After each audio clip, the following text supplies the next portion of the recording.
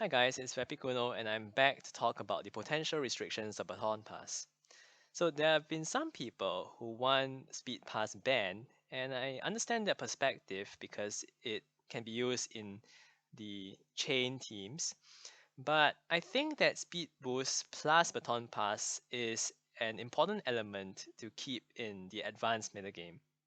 And the first reason I have is that it's simply necessary on some teams. So already offense teams struggle with being revenge killed by Dugtrio, Aerodactyl, Starmie, and Gengar. This is why you usually see stuff like DD Mens on some offense teams. But you know, not all teams are going to use DD Mens, right? So I think you really need the options over there to increase the ways that these offense teams can deal with revenge killing threats. In some of these teams, it's absolutely not the luxury. If you have ever tried to build an offensive team, you will know how difficult it is to cover all these four threats. Now you might ask, why not just allow agility Zapdos but ban Baton Pass on it? And the thing is, agility Zapdos can't really break teams unless it's used say on a spikes team. Agility Pass Zapdos say with Drill Peck, Hidden Power Grass, Thunderbolt. It's really more of a cleaner on spikes teams than something that you use on spikeless teams. Okay, so if you remove speed passing um, and try to basically run the same teams, you'll find that you're basically fishing that your opponent lacks some specific revenge killers. And this is basically a plea, okay? Already, Spike's balanced teams are the most dominant and consistent archetype. Now, this is evident in the usage stats of the top performers of these recent tours. So if you look at BKC in SPL 2020, Star in SPL 2021, and ABR in Catalyst Invitational 5, you'll see that they mostly use Spikes teams. And in my opinion, we don't need to bolster these Spikes teams anymore.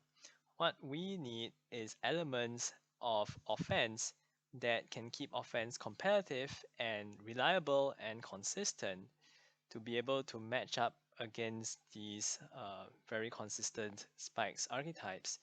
And I think it's overall good for the metagame if we have this diversity.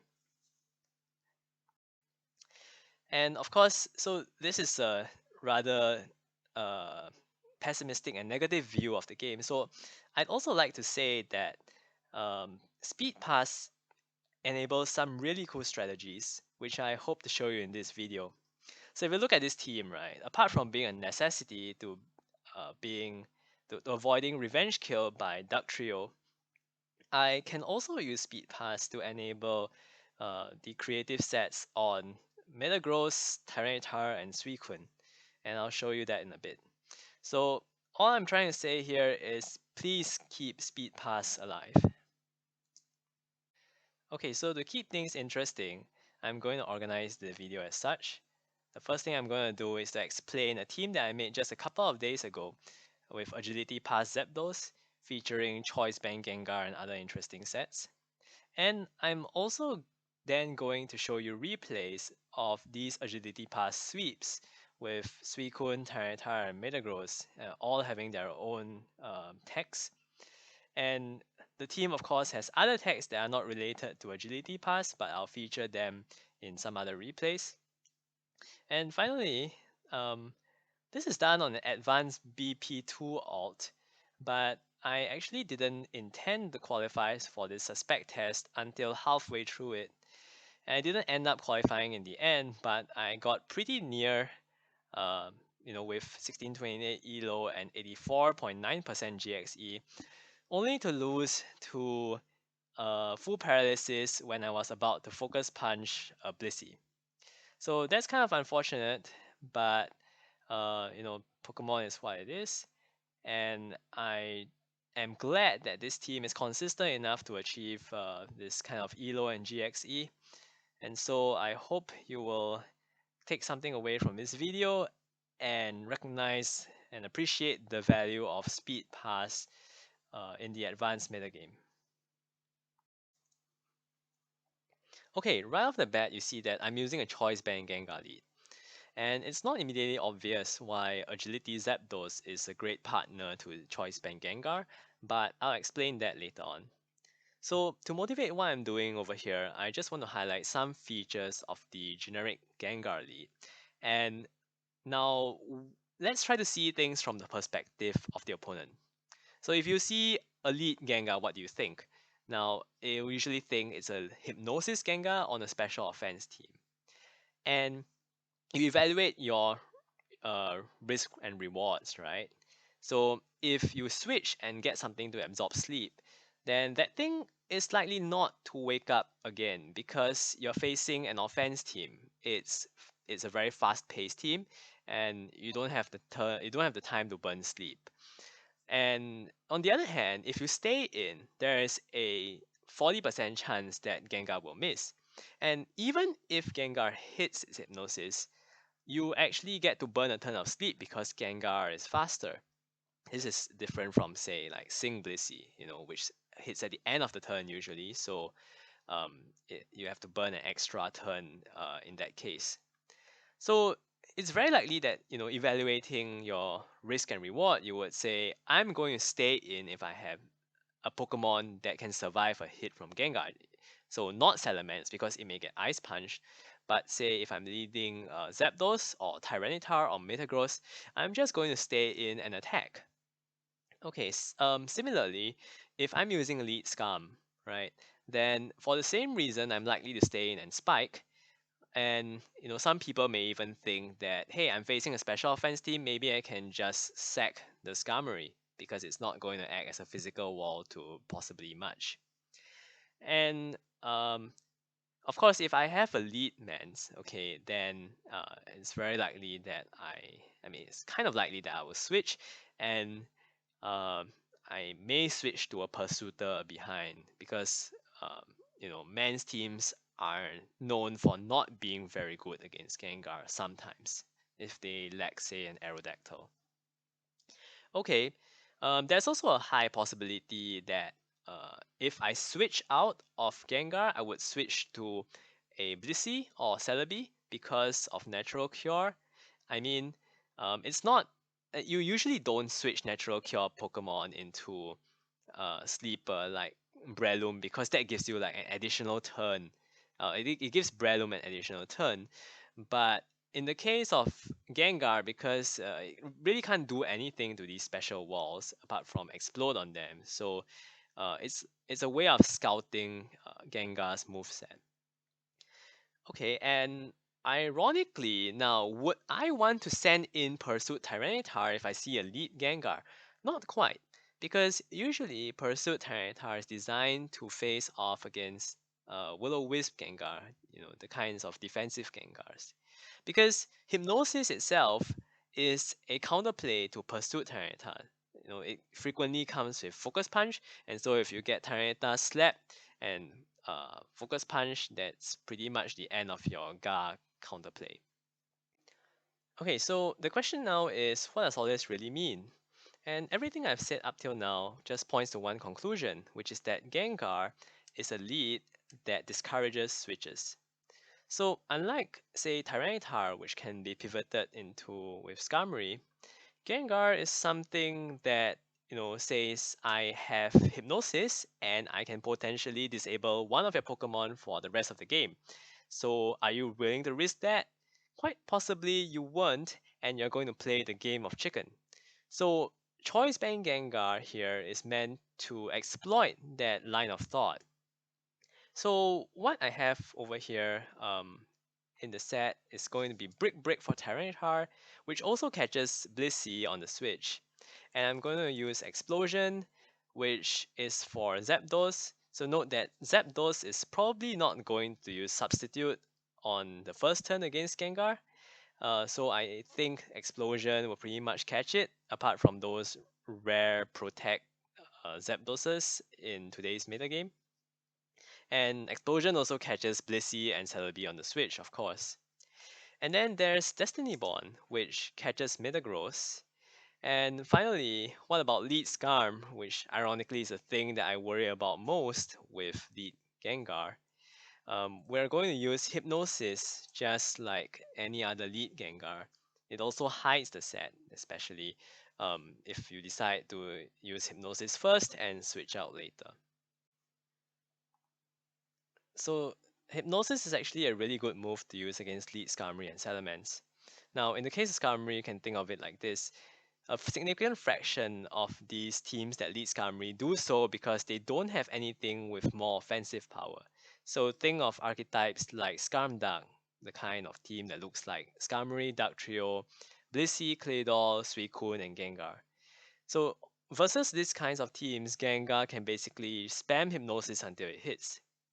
And as for Salamence, well, it's switching out. So even if it goes to something like Pursuit Tyranitar, you can use Hypnosis twice, and that gives you an 84% chance of landing the hit. So when you have the initiative, having Hypnosis, using Hypnosis is actually really good. So let's take a look at the EVs. Now I'm making it adamant with max attack because you need this kind of investment to one hit KO Tyranitar that's uninvested. And for invested HP Tyranitar, max HP Tyranitar, I mean, you basically don't KO it, but you come pretty close. So I think my team can deal with that. And I'm going to add a little bit of defense because I want Gengar to be able to survive Tyranitar's Rock Slide Undersand as much as possible, but not too much defense because I still want Destiny Bond to work against Max Attack Metagross. And finally, I'm going to use a slow speed. Now, 310 basically underspeeds Zapdos, but that's fine because most Zapdos are not using Substitute against Elite Gengar, and furthermore, I also survived Timid Zapdos' Thunderbolt, so I don't think I'm at the risk of really losing anything except for, say, the lead matchup against Jynx by lowering my speed. Okay, so in conclusion, Gengar is going to be something that helps me perform a trade to help my other sweepers. But the thing about Gengar is that it's pretty non-specific. So what I mean is that unlike Choice Band Metagross specifically targeting Skarmory, Gengar can basically take out anything from Metagross to Zapdos to the special walls. And so if it does take out the special walls, then great. My own Zapdos Thunderbolt is just going to do a lot of damage. But what if Gengar takes out, say, Metagross instead? Then I don't want Zapdos to be useless. So I'm going to give it Agility and Baton Pass so that, say, if I end up taking out Metagross, then now Suicune can basically sweep without being boomed on. Okay, so the thing about Agility and Baton Pass Zapdos is that I find these Zapdos with a second attack like Hidden Power Grass lacking in the ability to fend off status and predictions. So what I mean is that suppose you are facing a Tyranitar and you want to pass the Metagross. Now, after you use Agility, your opponent's gonna think, well, Zapdos is definitely not staying in, so I might as well just use Earthquake. So in such situations, it's actually really useful to be able to have Substitute.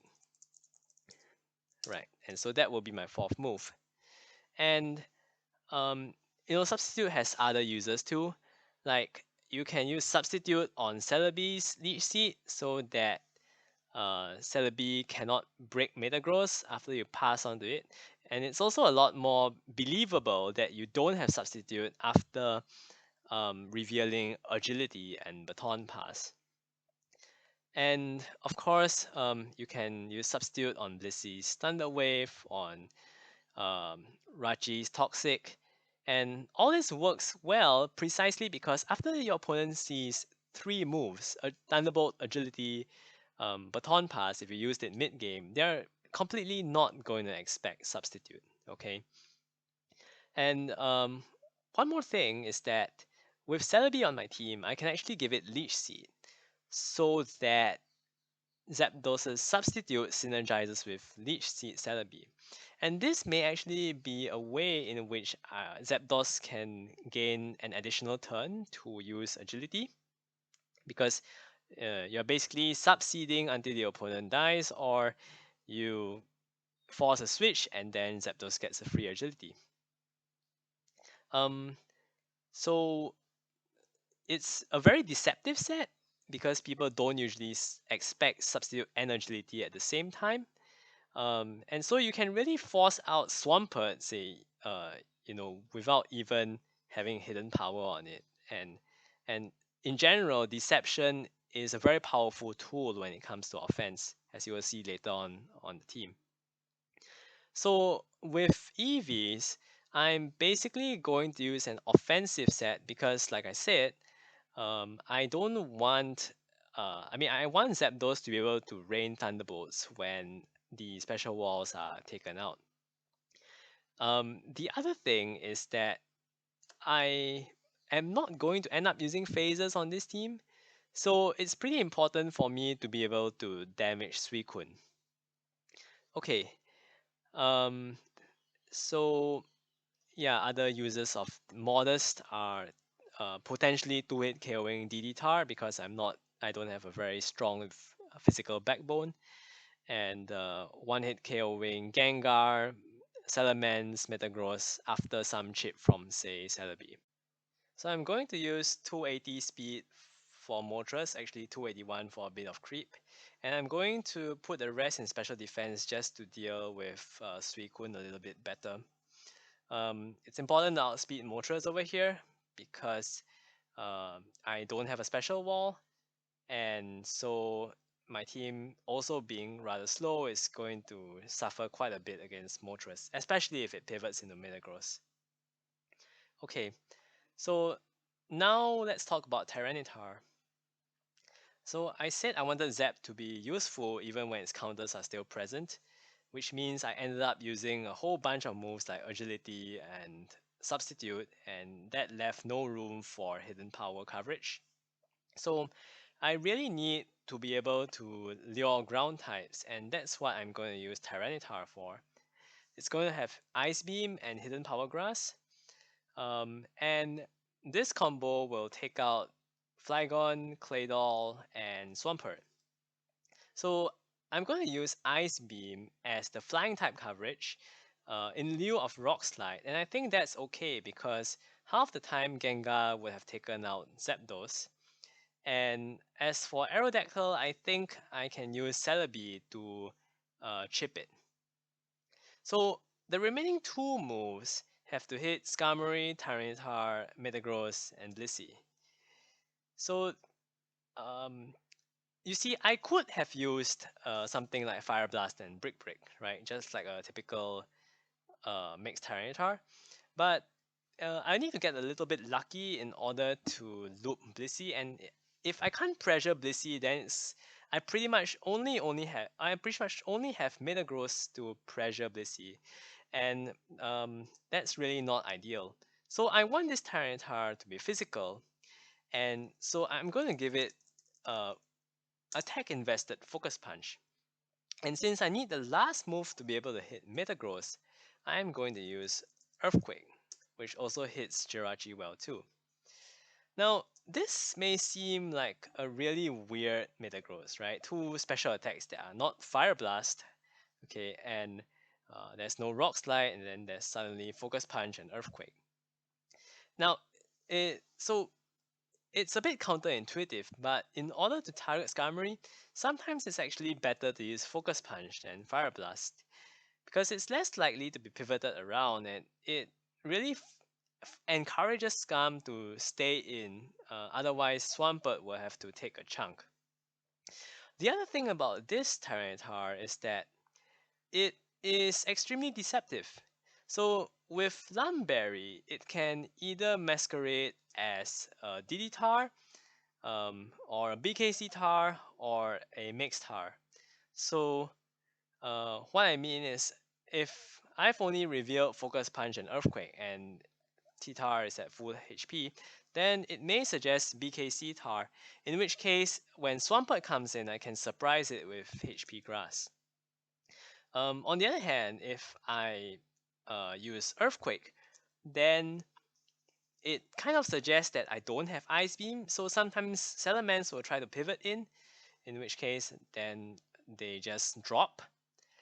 And also, if Ice Beam and Hidden Power Grass are revealed, then people may think I have some kind of UD mixed Tar, which with Brick Break and Fire Blast.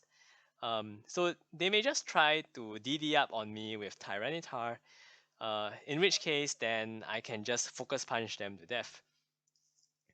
Same thing if Lumberry and Earthquake are revealed, then people think it's a DDTar.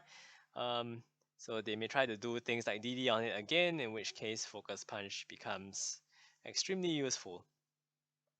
So the other nice thing about feigning physical Tyranitar is that sometimes against defensive teams, you have Zapdoses that may be passing to Claydol, and in that case, they just get surprised by Ice Beam. So this Tyranitar set looks like it's going to be a bit weak to Celebi, and that's another reason why Choice Band Gengar is here. It helps to lure Celebi. And finally, this Tyranitar, I mostly use it early game, but it can also be used late game, especially when the matchup is good, say against Claydol or Flygon teams. And so it's a really versatile Tyranitar on top of being deceptive. Okay, so for EVs, I'm going to give it enough attack for it to look like a BKC Tar or a DD Tar, and also to be able to 2-hit KO most Metagross. And I'm going to give it max speed just so that I can outspeed some of these Metagross and Suicunes and Jirachis also. As for the remaining EVs, I'll put them in special attack to sting Swampert and Claydol. So very straightforward EVs. And the main thing over here is to make it look like any of these other DDTar or BKC tar sets, so that it can be more deceptive that way. Okay, so let's move on to Metagross. Now, Metagross is my other late game recipient, and uh, in this case, I'm going to use Hidden Power Grass in the last slot. Now, you may think, why do I use Hidden Power Grass instead of some other move that hits Skarmory? And it's really simple. To me, Skarmory is either going to be slapped by Gengar, or it's going to be severely chipped by Tyranitar, and as you will see later, Celebi can also do the same chipping. And also, Metagross Meteor Mash is actually a really good tool for chipping Skarmory itself, simply because Metagross is immune to Toxic. So on this team, even without Magneton, I think Hidden Power Grass is going to be very useful. So uh, just imagine if your opponent has like an Aerodactyl and a Swampert left, right? Then Zapdos can basically pass to Metagross and pressure the Swampert. And in some sense, this also helps protect the Celebi. You see, if I have Hidden Power Grass on Tyranitar and Metagross, then I don't need to use Celebi as a pivot. I can use a more offensive set. And that will be key in deciding what Celebi set I'll be using later on. Now, one question is, how does this Metagross set synergize with Gengar? Well, the thing is, Gengar's either going to remove some bulky physical Pokemon like Tyranitar and Metagross, which you definitely want removed, at least chipped if you're trying to sweep with your own Metagross, or it removes Zapdos and Celebi, both of which can be problematic, especially if Celebi has Leech Seed, or if Zapdos pivots in and is now raining Thunderbolt on the rest of the team, which can't really deal with it. Okay, finally, I just want to mention that Explosion is there's an emergency check against Calm Mind users, which is really good um, because my team does not have a phaser. Now, let's go on to the EVs. So I definitely want max HP because uh, I need it for a defensive backbone against DDTar. And I'm going to reduce my attack slightly so that I can get a bit of speed so that agility lets me overrun Aerodactyl.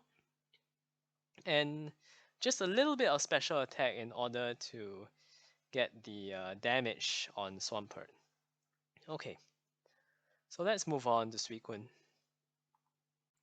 Okay, so Suicune is an obvious partner that synergizes with Gengar, just because Gengar takes out Zapdos, Celebi, and Blissey.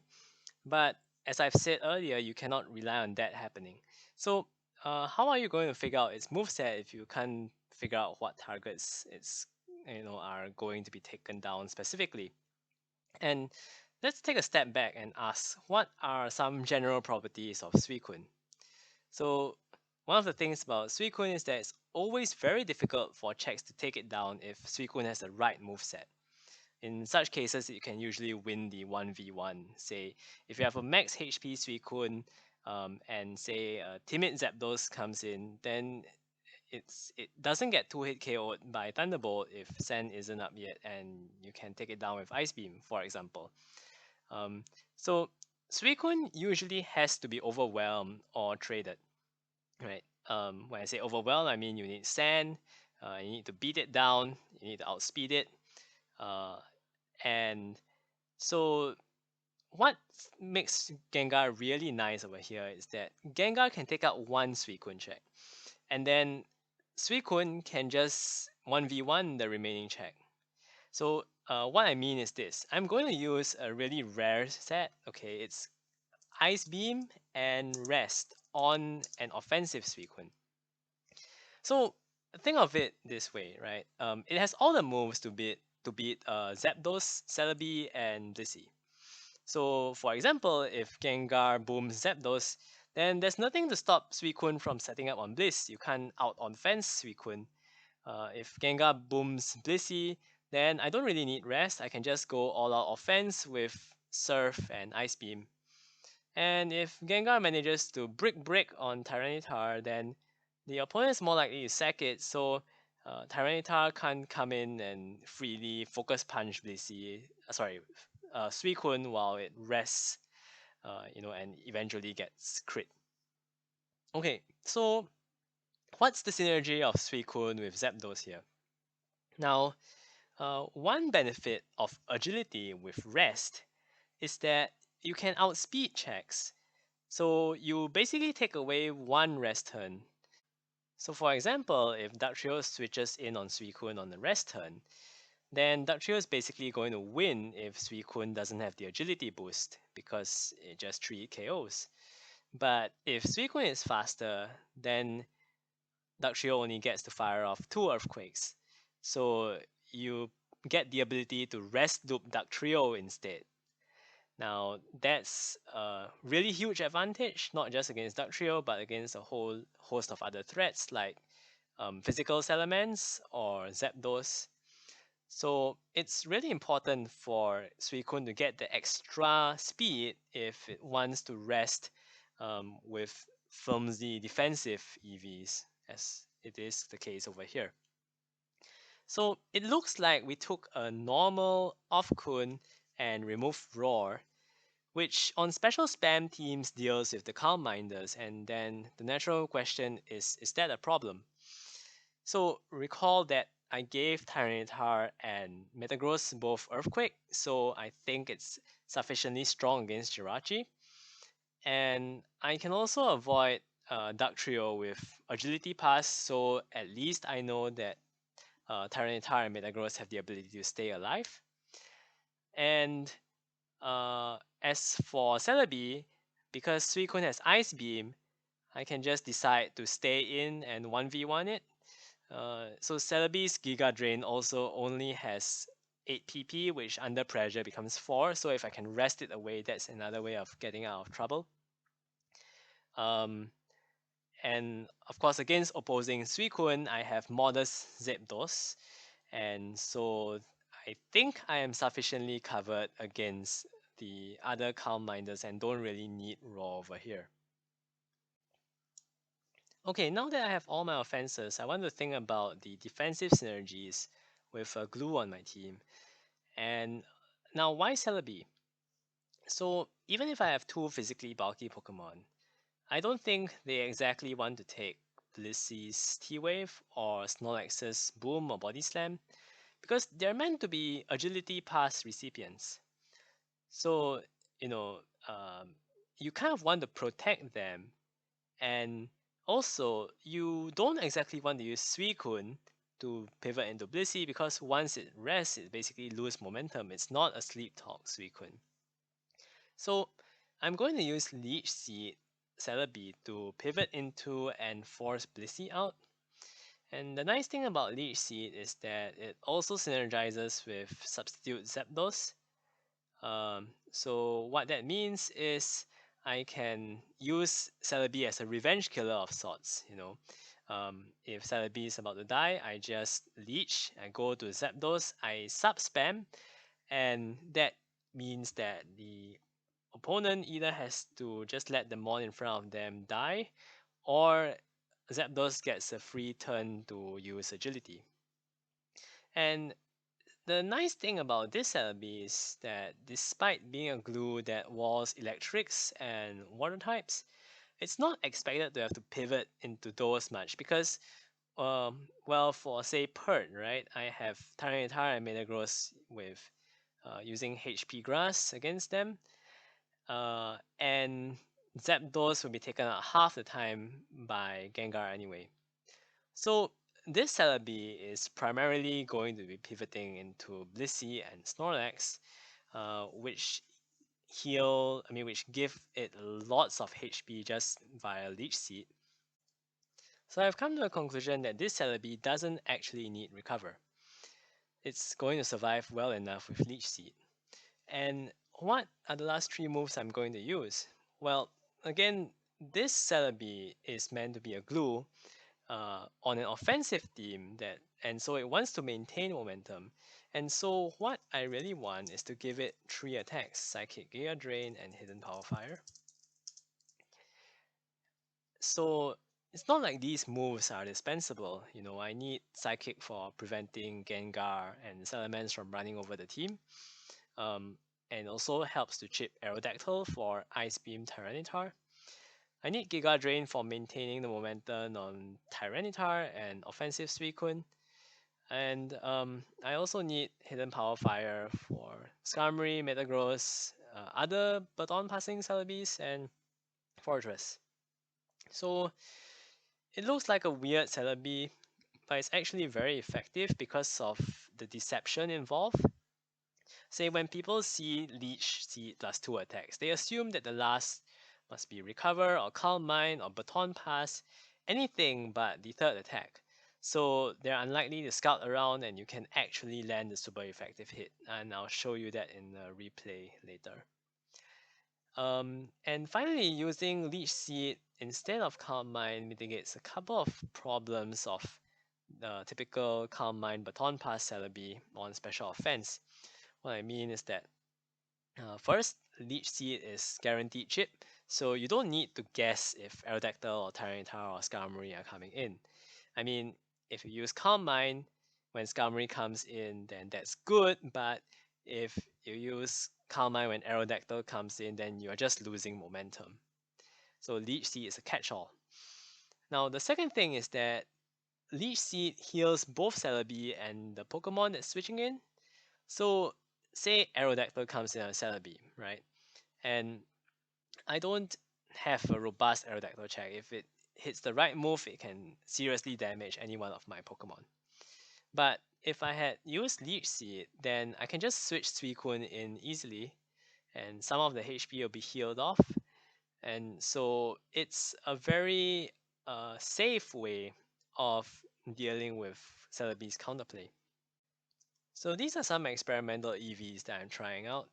The first thing you'll notice is that it lacks any HP investment, which is weird for a Leech Celebi, But the idea is that the lower Celebi's HP, the higher the amount of HP healed from Leech Seed in proportion.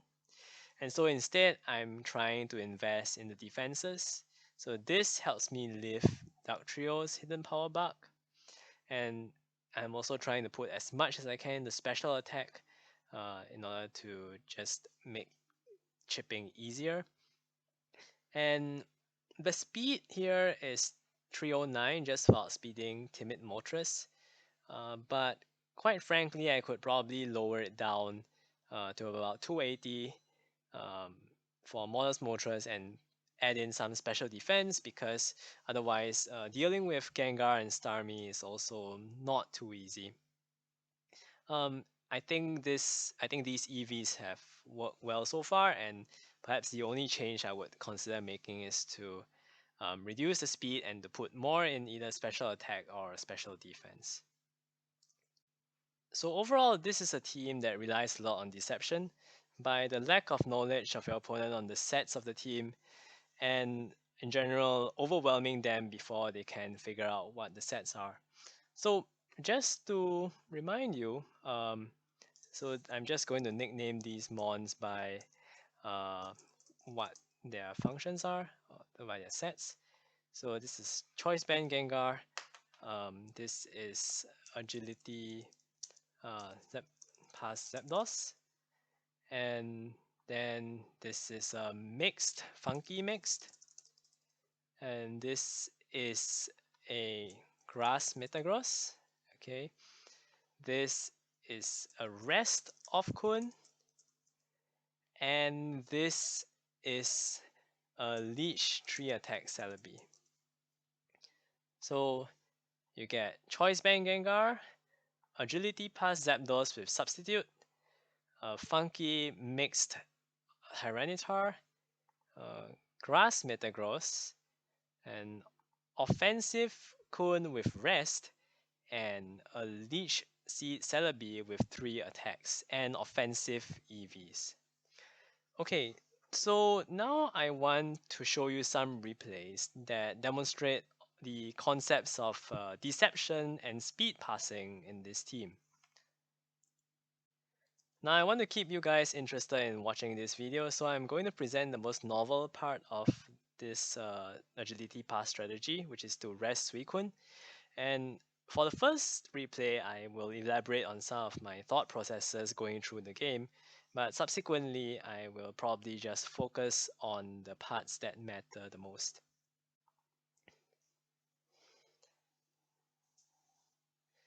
Okay, so I managed to land the Brick Break on Tyranitar, and Gengar almost dies. I make a kind of risky T2 play because he could have just sacrificed Tyranitar over there with Focus Punch, but I figured, hey, sometimes I just wanna have a bit of fun on the ladder. Okay, so yep, I land the Focus Punch on Swampert, and I wanted to catch it with HP Grass, but I guess he tried to scout for Skarmory, which is what probably happened here.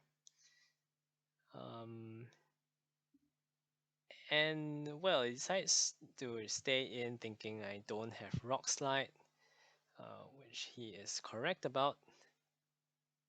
And over here, I guess I decided that if he didn't have a Gengar, I would just, Boom will always do some damage, and if he had a Gengar, I could, I'm not that afraid of it, so I decided to just go for it instead of risking a Hypnosis miss. Okay, so now here I managed to take out Skarmory by a bit of luck, and that was helped by the Focus Punch from Tyranitar just now. So now he basically gets the lefties on Tyranitar and has scouted all 3 attacks on my Celebi. But Tyranitar still has some juice left.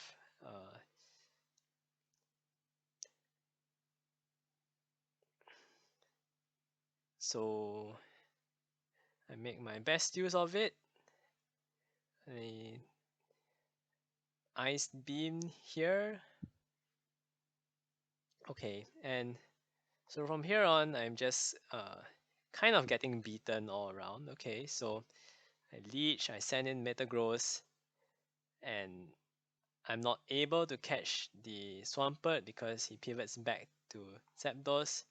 I tried to get a few Mesh Razors, but I failed. So eventually I just decided to boom the Zapdos. Okay, because I knew that I could still win with Suicune if I had the right setup. Okay, so leeching. Okay, now I get toxic, so that's not very good. And here I kind of think that um, it could get pretty iffy here.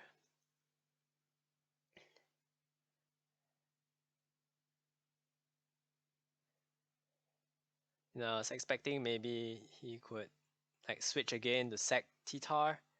But it ends up taunting, so I kind of lose this mind game. And but I think Suicune is still my win con, so I preserve it, and I just decide to sack everything. I mean, sack my Celebi. Okay. Okay, wait, not quite sack my Celebi, but it's not going to really do much more in this game. Uh, it'll be sacked at a later time. So I take the opportunity to rest. Okay, and then I sack the Celebi. Okay, and now here's the interesting part. Okay, so I've revealed Thunderbolt, Baton Pass, Agility. Okay, and it should be natural that you know, the expected move would be to pass to Suicune on Blissey. And so I predict this. I predict the Gar switch, and I T-Bolt. Okay. And because I okay, and I guess I could have subbed there, but so now I get the speed past to Suicune, and things get really interesting here. Okay, so Gengar's not in time to come back and uh, land more T-bolts, and Gengar can't taunt Kun because Suicune is faster now. So at the same time, Tyranitar can't land any focus punches because Suicune is also uh, faster, right? Um, so it's forced to Toxic with Blissey. Okay. And now I can just rest loop Gengar here. And this is admittedly risky, but he has to fish for the crit in order to win. And actually, if I get enough boost, then Gengar may not even be able to finish off Suicune after a crit. Well, we'll see. So anyway, I do what I can. I predict the Blissey switch, so I rest, so that gives me another turn to avoid a crit. Yep, so it just does the same thing. Okay, Blissey is alright. So now I take the opportunity to rest on the turns that I think Blissey would soft boy, so that saves me from getting crit another time. So once I just survive enough of these, I basically get to sweep. So now Gengar basically loses because Blissey gets 2-8 KO'd. So this is a really interesting use of Agility Pass. You don't usually pass it to resting Mon. Resting Mons are usually tanks, but in this case, it's a really good use of um, outspeeding its checks in order to get that extra rest turn. Okay, so here's another replay where this agility pass to Suicune thing becomes really interesting and useful. So I'm just going to skip past the early part of the game.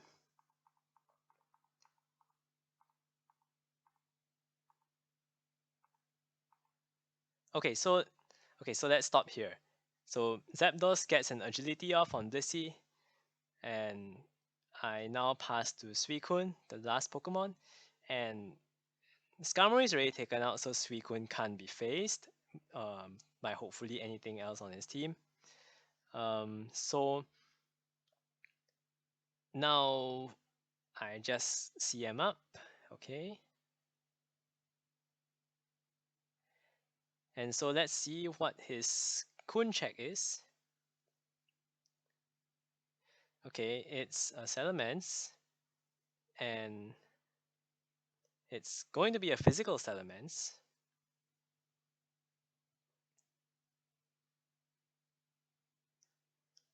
Right, so this is definitely a DD Mens, and what could have happened if I rested while DD Mens came in was that it could DD and HP flying twice and perhaps put me into the range of sand.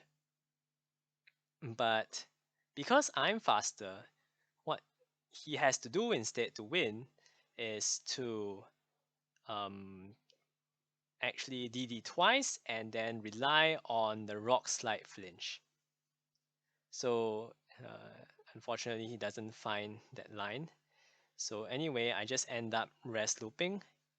So as you can tell, see, Mans with a single DD is not able to pressure Suicune.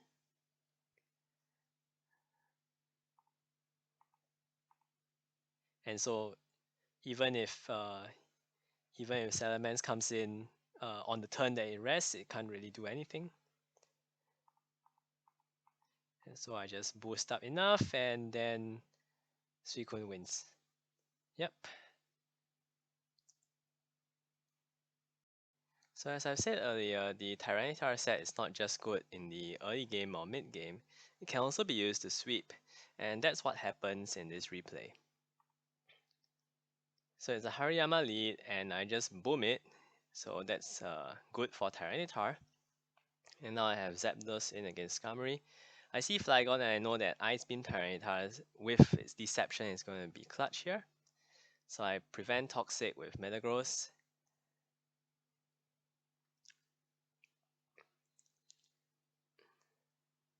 Alright, and then Suicune comes in. Okay, so we attack the Skarmory, or yeah, Blissey comes in. And now the thing about this Suicune is that you want to be able to rest without taking damage. So the strategy here is to boost a few times and then surf the Blissey so that when it soft boils, you take that turn to rest, and that is what I'm going to be doing here.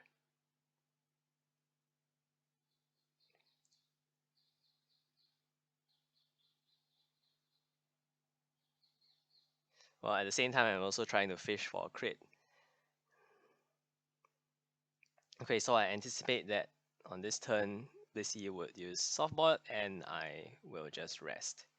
So now I expect to be phased or not, I guess, because using Surf with Modest kind of suggests Sleep Talk, right? Okay, but regardless, he finds a way to play around this.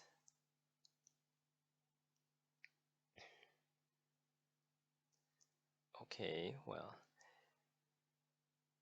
Now I guess because I can actually KO Blissey, I do that. Okay, he sends out Aerodactyl, which means that I switch.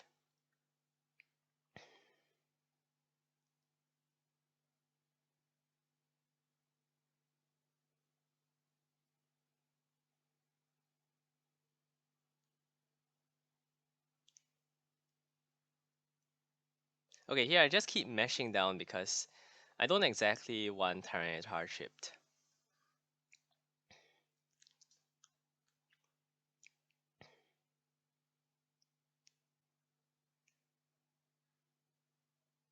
Okay, now Skarmory is dead. And these three Pokemon can't really stop Tyranitar as long as Aerodactyl is chipped. So I send out Celebi, I just Psychic, and I catch the Aerodactyl on switch. Okay, so pretty much everything is prepared now. Okay, so let's take a look at turn 27. I use agility, and here's where substitute comes in handy, because obviously from my opponent's point of view, I'm probably going to pass to something grounded, because my Zapdos is likely not to be able to hit Flygon, or if it can, that's probably his only chance to survive. Well, interestingly, Flamethrower just as a mid ground just completely doesn't break my sub, so I go Tyranitar, and now I just sweep.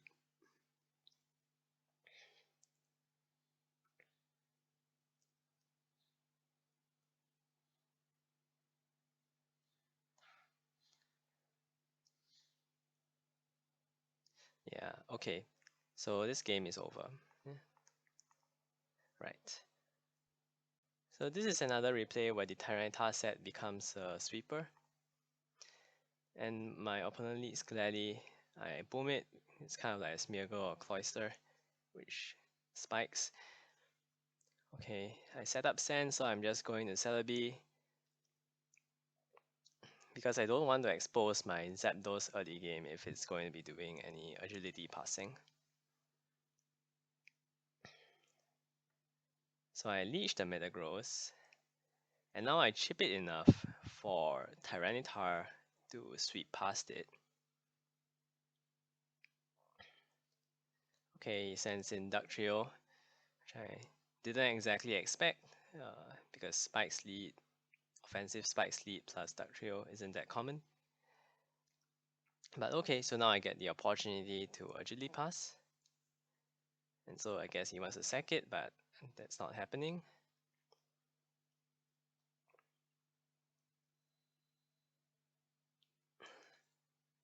Okay, so at this juncture, anyone who sees agility would probably think it's going to pass, in which case I want to scout the wow or boom with sub, and that's the value of the deception on this team.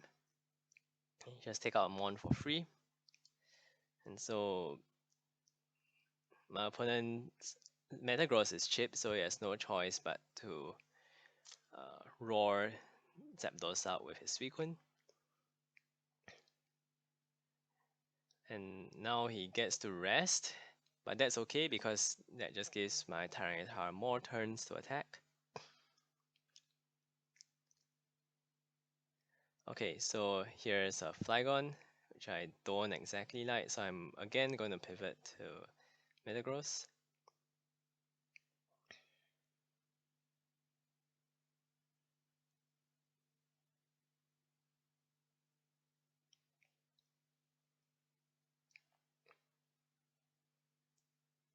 Okay, let's get past these turns. And now I pivot back to Suicune. Okay, the intention is all to get that Tyranitar sweep. Okay, so now I make the double bet to Zapdos, and I'm pretty much prepared here. So agility, pass the Tyranitar. Okay, then everything just goes down.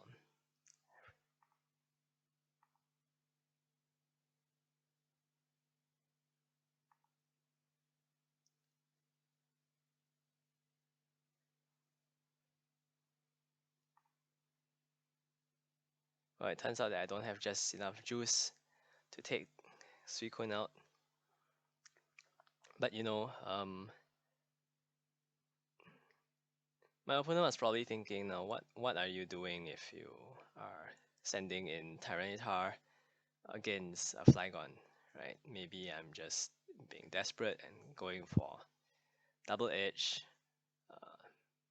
You know, given that Suicune can just roll out my own Suicune, it's kind of puzzling.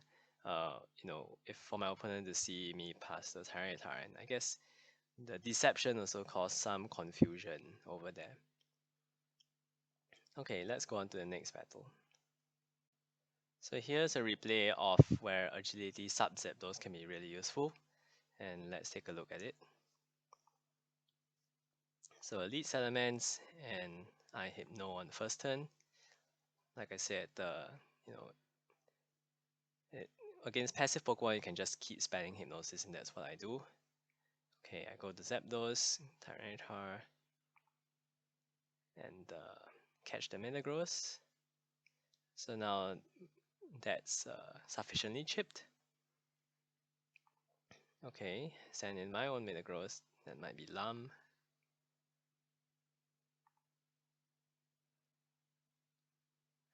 Alright, I didn't expect to see Heal Bell here, but okay. I was kind of expecting Scout or something.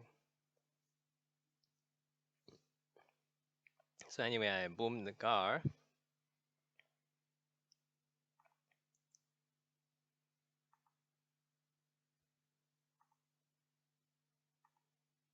Okay, so now that Metagross is effectively dead, I can sweep more easily with my own Metagross.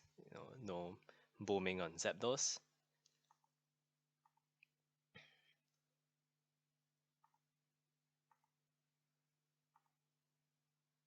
Okay, so now I take this opportunity to agility on the Mans. But now with Substitute,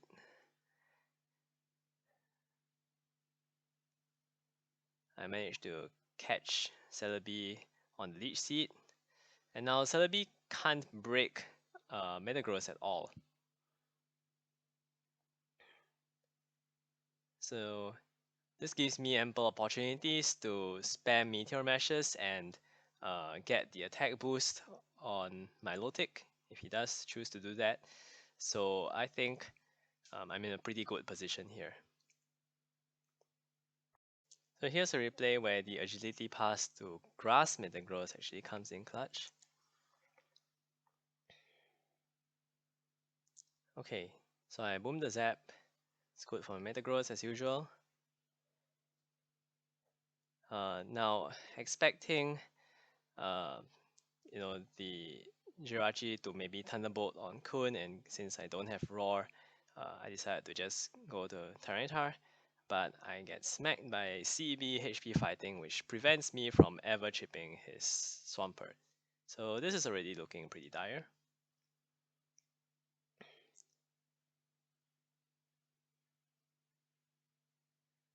Okay, anyway, I want to preserve the Metagross so that it doesn't get Dark Trapped in any way.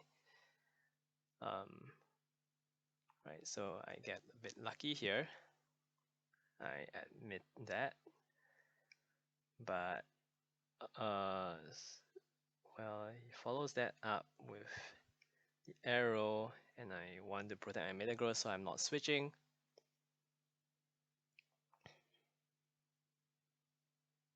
Okay, so now I've chipped Salamence down within range of Meteor Mash.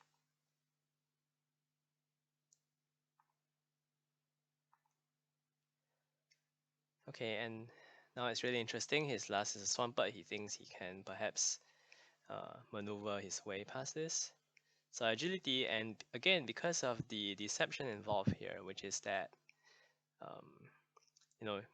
if I'm a normal Zapdos, then I basically have some last move, right? And I don't have HP Grass on Metagross, one would think. So I pass to Metagross. He Ice Beams it. So now I get to land 2 HP Grasses. He protects through it. My EVs aren't that great because I expect to chip Pert a little bit. And he double protects, so he manages to survive it. But it's okay, I pull through with a chance over there, good chance, and now I win.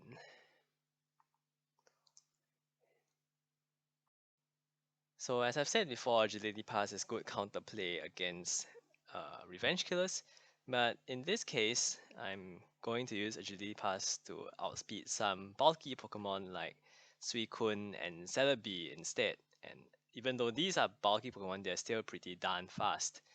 So let's see how this happens. Okay, so I just land my Hypno.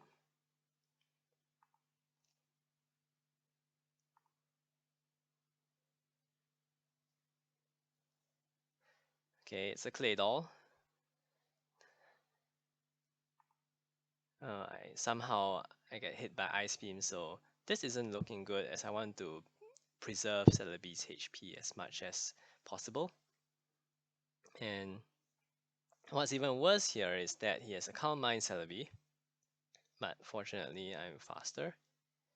So I think I'll go back to Gengar to Boom, anticipating the HP fire, but it turns out that he also has Recover. Okay, but the good thing is now I know he doesn't have Leech Seed. So anyway, I just Boom, because I want to just trade with something. Good, that's Skarmory, because that helps my Metagross. And now I just beam it down, beam this clay doll down. Unfortunately, I get beamed again on a crit. Okay. So now I get completely obliterated by Kingdra because I didn't do my calcs. And I thought that he would rain dance actually. But turns out that he just went for the attacks and I didn't do my calcs, so I just lost there.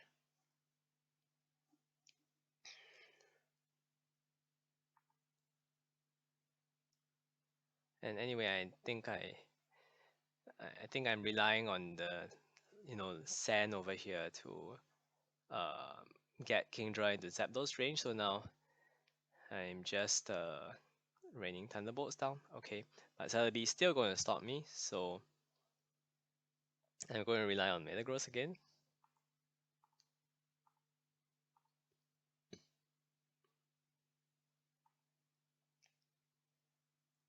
So Metagross is actually pretty good at breaking through Skarmory.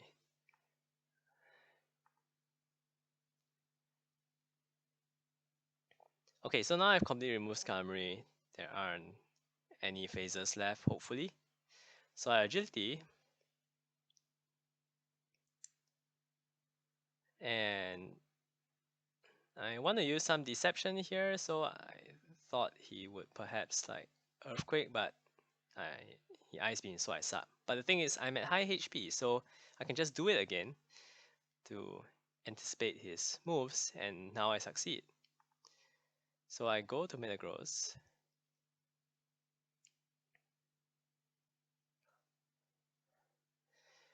And here, I just get the opportunity to fire off a few meshes.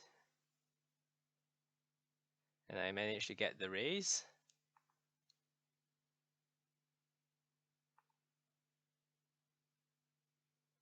And HP Grass does come in useful here because it's a safe mid ground. So now I just EQ away.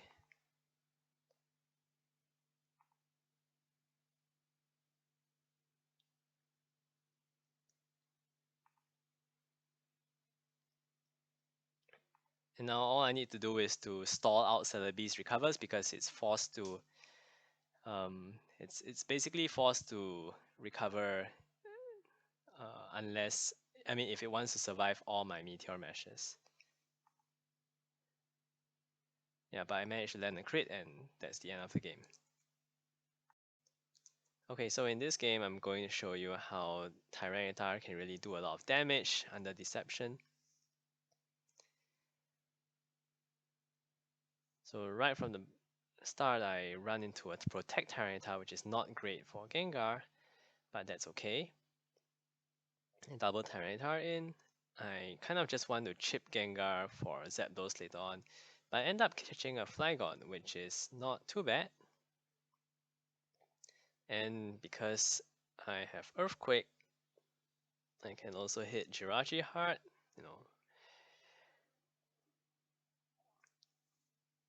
Okay, so now my opponent's probably thinking, what kind of Tyranitar set is this? Probably a weird mixed tar. So fast forward a few turns.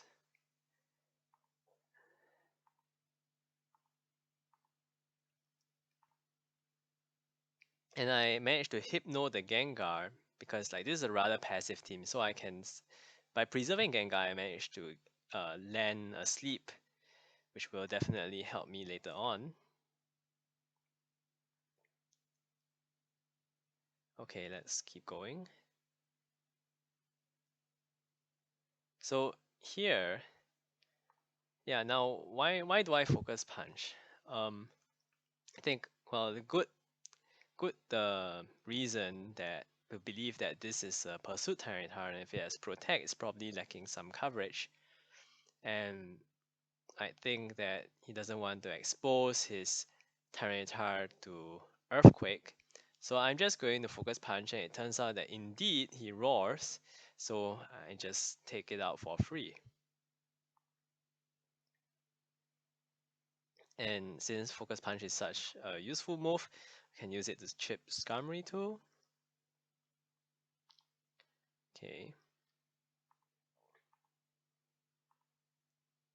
So now this HP Fire Leech Seed Celebi is coming in useful.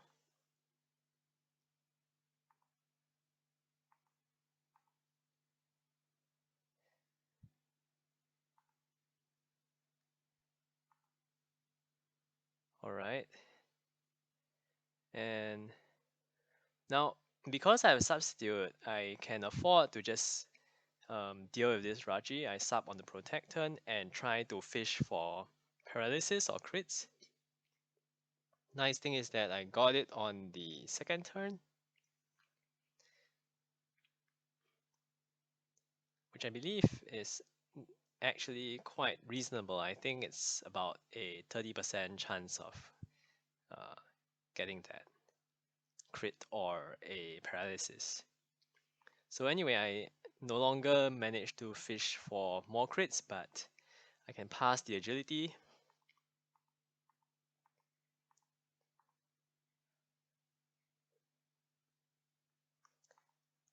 And so I'm really forcing the issue here by having a boosted Suicune, and I chip Skarmory.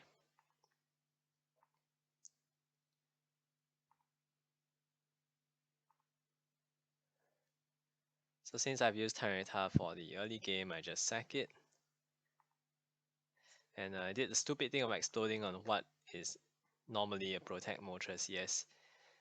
But fortunately, I managed to get through it because now that he only has a disabled Gengar and Skarmory and Jirachi, Suicune's pretty much going to win. Yep.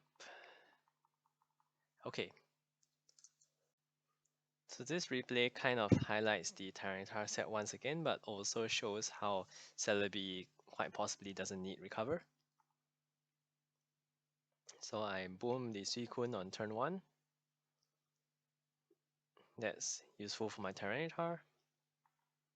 Claydol comes in, I go to Celebi.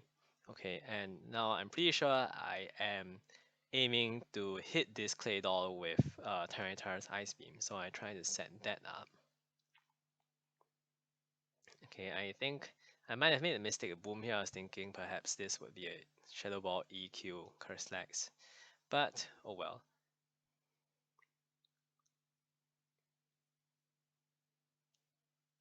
Okay, so Claydol comes in again, no opportunity yet. But here the Celebi stat really shines, because I don't actually need recover. With Snorlax high HP, you see it's pretty much healing back all of the body slam damage.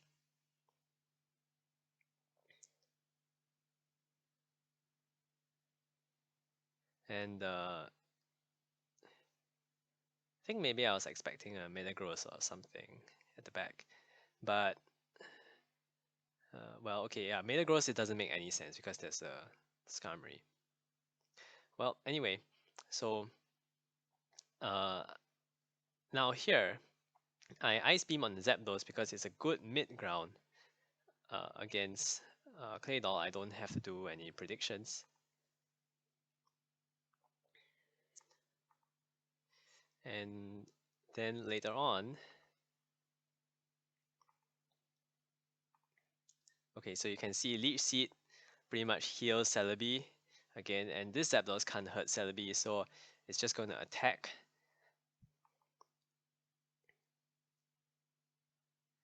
And meanwhile, I am continuing to chip the Snorlax.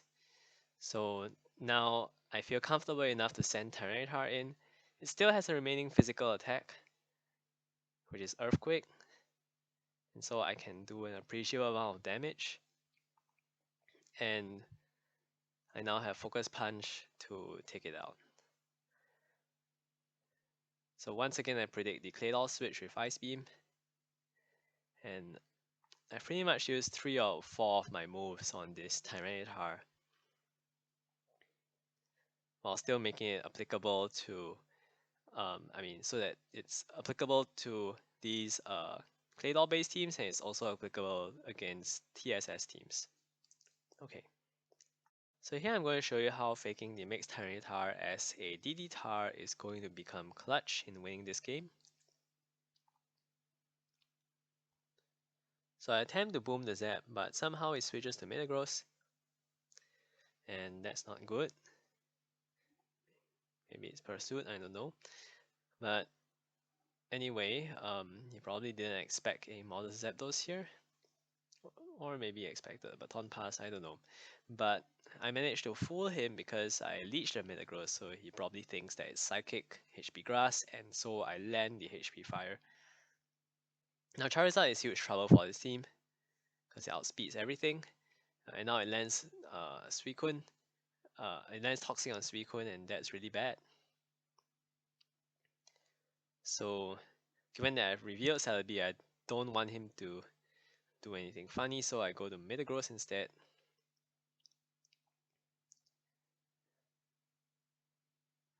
Okay, so I managed to land the HP Grass on Swampert, so that's useful. And now I expect the I expect the Charizard switch, but I wanted to mid ground in case he actually just stays in. So I send in Suicune and get the Surf off. Yeah, clearly I want to preserve my Snorlax checks because I haven't revealed Sand yet too. And Snorlax is recovering HP. Okay, so over here, this last Tyranitar is looking like a DDTar. And so I just want to maintain momentum on it with Giga Drain, but Charizard comes in again, and that's really problematic for me. And he makes the right predictions.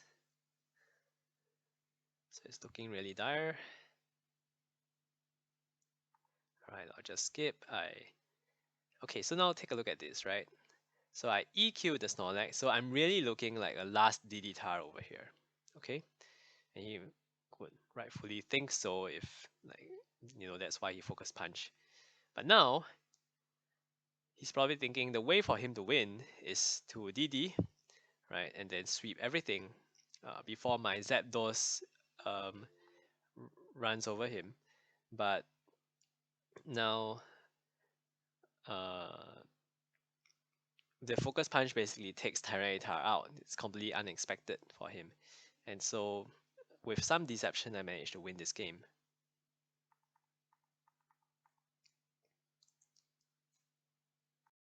So this is a replay that features my Leech Seed plus 3 attack Celebi, with the idea that once it has revealed Leech Seed plus 2 other moves, my opponent is not going to think that it has the remaining coverage move, and so he sacrifices his only boomer that way.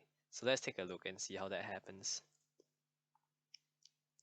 So this replay is pretty much just the standard TSS stuff.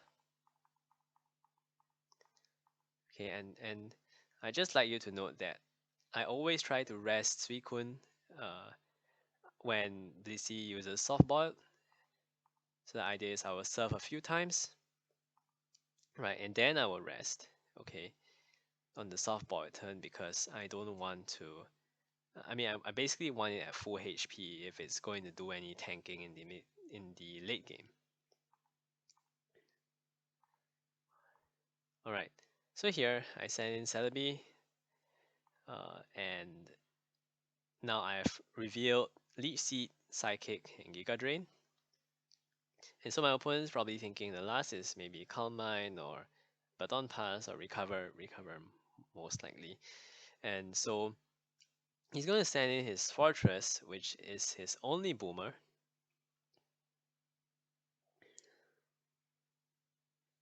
And now I just hit it with HP Fire, and it basically doesn't. He just decides that he's going to boom it. So it's also going to be very hard for him to keep it alive later on. And so from here on, Suicune basically just wins. See, the moment I sacrifice Zapdos, he can't phase it with Salamence anymore. So that Suicune basically just wins from here.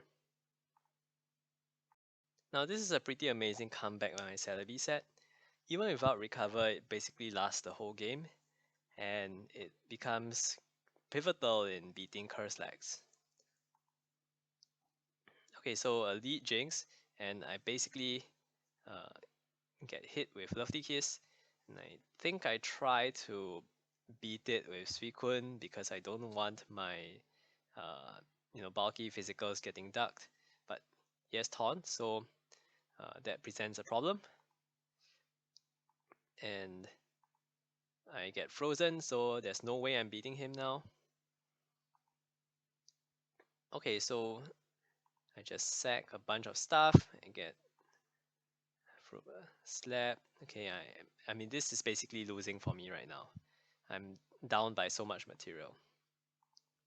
Okay, but because I'm able to somehow gain the momentum with agility sub Zapdos, so somehow that this lets me force him to phase. And from here on, Celebi, even though it doesn't have any HP investment, it's basically tricking my opponent into thinking that it is that it's defensive. And so I'm also able to use Celebi as a check to his Suicune, his Subkune, which I kind of suspected had Roar, but I was so down in material that I wanted to just take the chance that it didn't. So eventually, so you see, Celebi really stays alive for a long time. And eventually, I thought I could sweep with Suicune and maybe try to like score a crit, but I ended up getting roared. Okay, so that's not good. But I do have a backup plan, which is to just Leech and force Suicune out now. So as long as I maintain the momentum with Leech Seed, I'm going to be able to loop Snorlax, and I'm lucky to be able to get that crit on Claydol.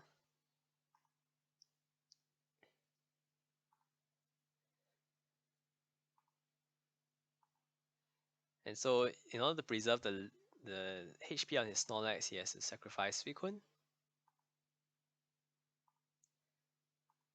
But now I just use my remaining Psychics to get a special defense drop. And once that's done, I just go to Suicune and I kill Snorlax that way. So it's actually very interesting how the Celebi stayed alive, maintain his 100% HP all the way through the game, even without recover. And that's the nature of this team. Celebi is really pivoting into stuff like Snorlax and Blissey.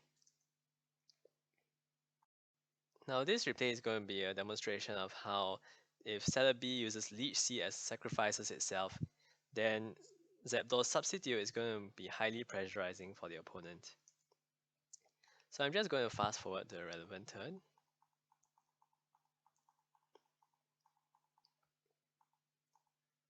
Okay, so once Metagross is boomed over here, then I'm faced with this endgame where Heracross is extremely threatening to Suicune, especially if it's Swamp.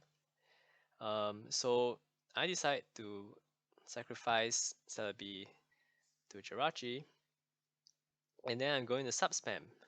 Okay, and so you see over here, Jirachi is basically going to try to loop Zapdos, but I mean in reality it's more the other way around. Okay, so I just need to keep spamming sub, and my opponent gets tired of it. Has to sacrifice Heracross. Okay, and then Suicune basically wins from here. Now I also have a replay over here of the Leech Celebi plus Zapdos doing some work, but not before Tyranitar does its job.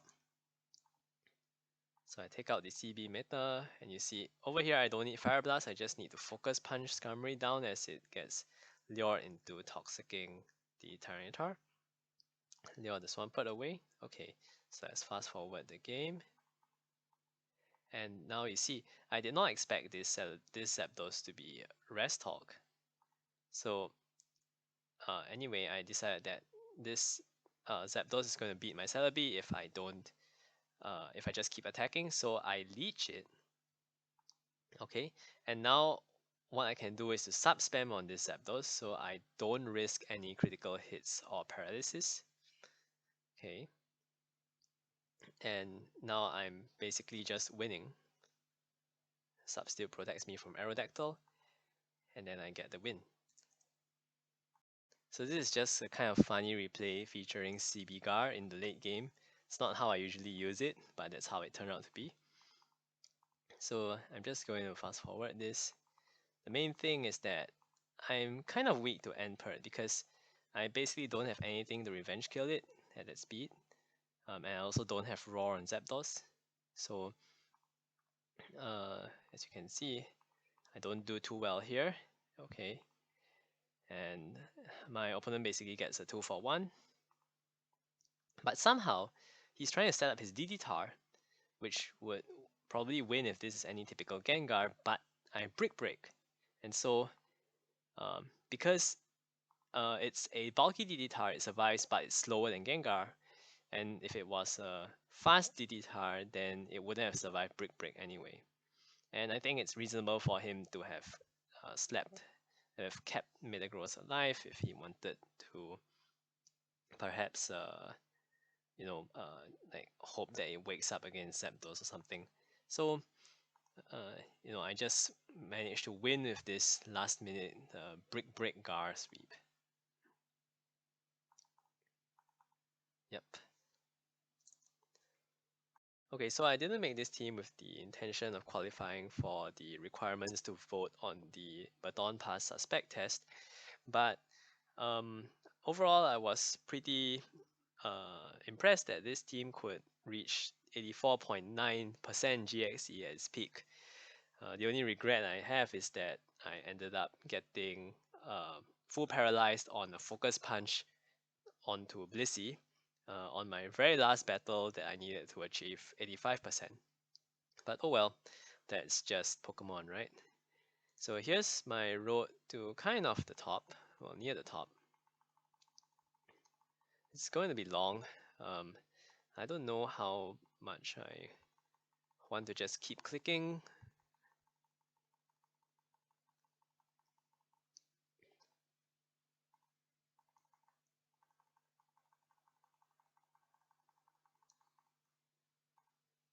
Okay, well, anticipate that this is going to take a while, so I'm just going to randomly show you battles.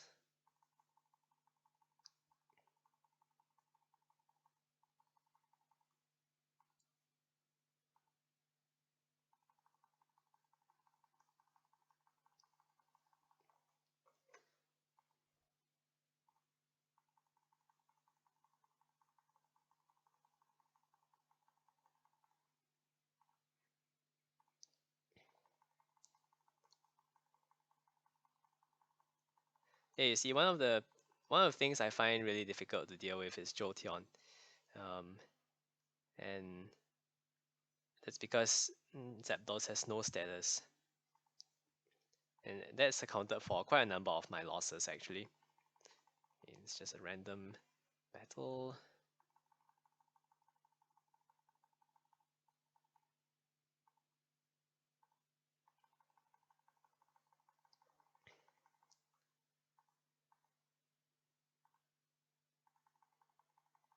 Yeah, okay, I completely lose to Ninjask and some Volbeat over here. Yeah, you see, I didn't make this team with the intention of, facing Ninjask. Guess it's still good that it was able to perform reasonably well. Okay, I lose to some Glalie over here.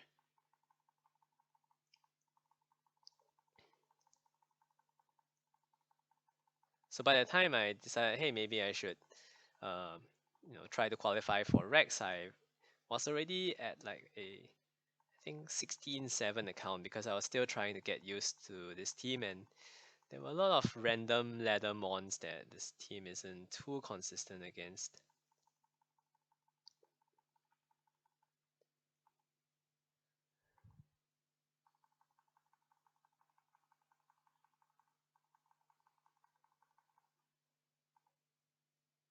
But you can see that I'm doing pretty well against most of the advanced BP2 alts.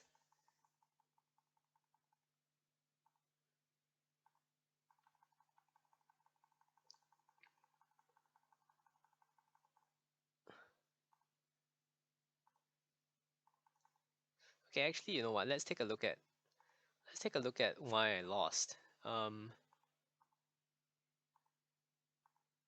Yeah, okay, so in general, I'm not good against Npert at all. Npert, Jolteon, these are like some of my weaknesses. Because with Npert, you tend to want to have a revenge killer that's faster like Starmie or Aerodactyl. Or even a Breloom and Mark Punch, but I just don't have that. So that's one of the weaknesses of my team. And well, okay, I get beaten by a scissor crit on this Suicune. Not fun. Okay, I showed this replay just now.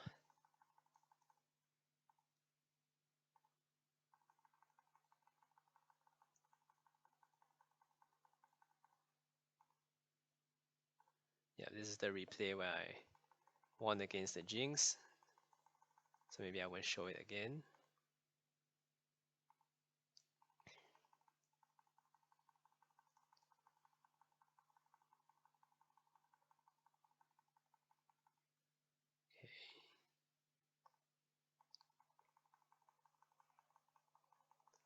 Yep, I showed this replay. I also showed this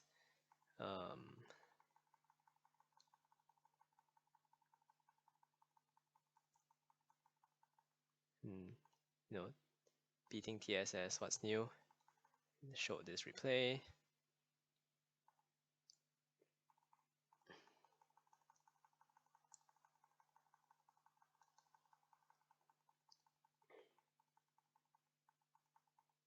Okay. It's just some lower levels ladder stuff. Okay, this replay is really interesting. So I think I gained the upper hand on Jester, but I choked halfway. I boomed on Skarmory when I didn't have to, when Metagross could have basically won. So I basically just lose from here. Okay, credits to Jester. Anyway, so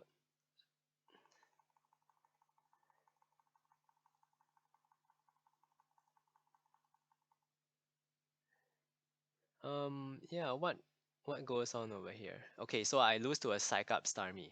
Well, that was completely unexpected. Another game against Jester. Okay, and Suicune just wins. Is this the replay that I showed just now? No, it's a different kind of replay against that Glalie team.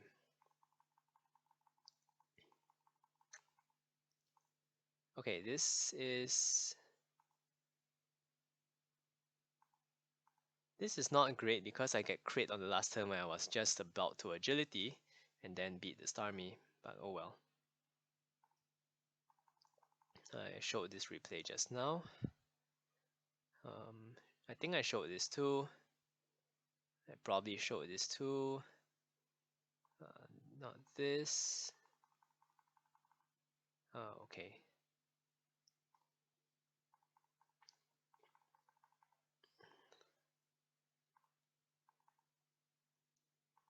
Oh, yeah, I happen to have lost to a sunny day and endure Zangoose. Well,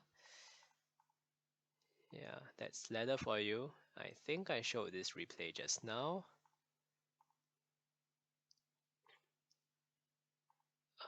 Yep, I showed this replay too.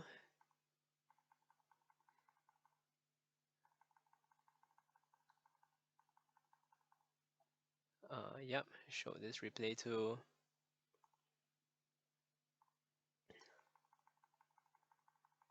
And oh yeah, okay, this one.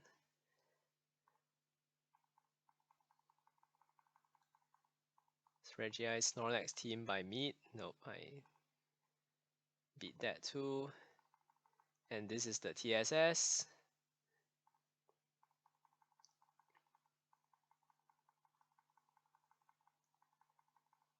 Okay, so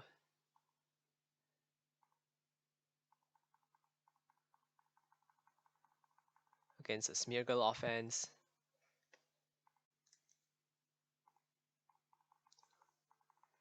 Some weird Jynx offense.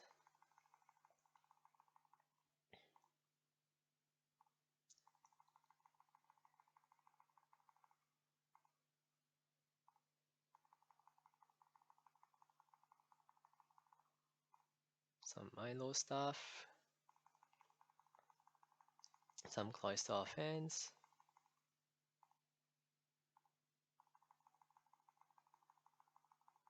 Blue offense.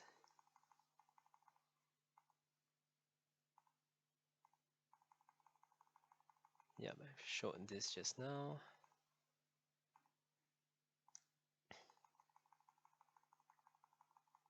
This is against BK. No, it's some other team. Okay.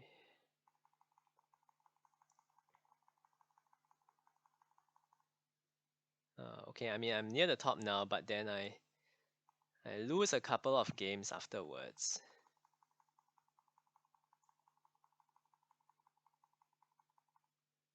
Let's see.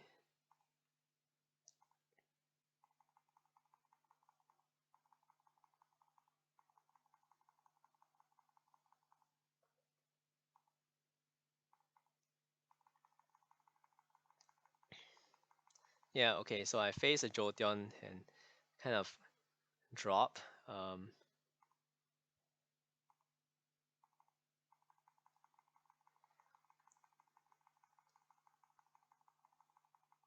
And I passed the speed and on the Gyarados, but somehow I got crit.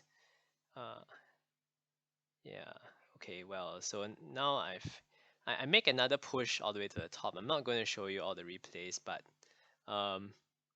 I think I basically get to somewhere like here. Okay, so if you look here, okay. So I get all the way up to my final elo, which is like 1627 or 28 actually, if you round out as it shows on the ladder. But in this game, I kind of get paralyzed as I fire off the focus punch, and then I just completely lose from there. And so this is not great. I was one win away from qualifying, but then I kind of tilted from there, lost another game, and then I didn't really recover from that. So I decided that my mode of contributing to this BP suspect test is to create a video. And I hope that through this video, you will appreciate the value of Speed Pass in the metagame and preserve Speed Pass and hopefully, Baton Pass in general. I believe that Baton Plus and Taunt is basically the best option right now, short of uh, 3 Baton Pass, uh, being retained. And I hope you will continue to vote for the options that preserve the ability to make creative teams and creative plays in this metagame. Thank you. So here's a screenshot showing how close I got to making requirements, but I did not in the end. So I'm happy enough that I got enough material for this video, and I hope I have convinced you that Speed Pass is a beautiful part of this metagame that should be preserved. Thanks once again for watching.